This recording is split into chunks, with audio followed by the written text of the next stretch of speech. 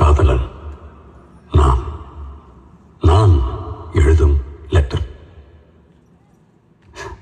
இல்ல கடிதாசன் வச்சுக்கலாமா? இல்ல கடிதமே இருக்கட்டும். படி. கண்மணி அன்போட காதலன் நான் எழுதும் கடிதமே. பாட்டவே படிச்சிட்டியா? அப்ப நானும் முதல்ல கண்மணி சொன்னேன்ல, இங்க பொன்மணி போட்டுக்கோ. பொன்மணி, உன் வீட்டுல சௌக்கியமா? நான் இங்க சௌக்கியம். பொன்மணி உன் வீட்டில் சௌக்கியமா? நான் இங்க சௌக்கியமே.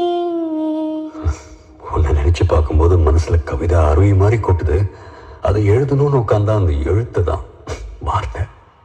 உன்னை எண்ணி பார்க்கையில் கவிதை கொட்டுது, அது எழுத நினைக்கையில் வார்த்தை முட்டுது. ஓ கண்மணி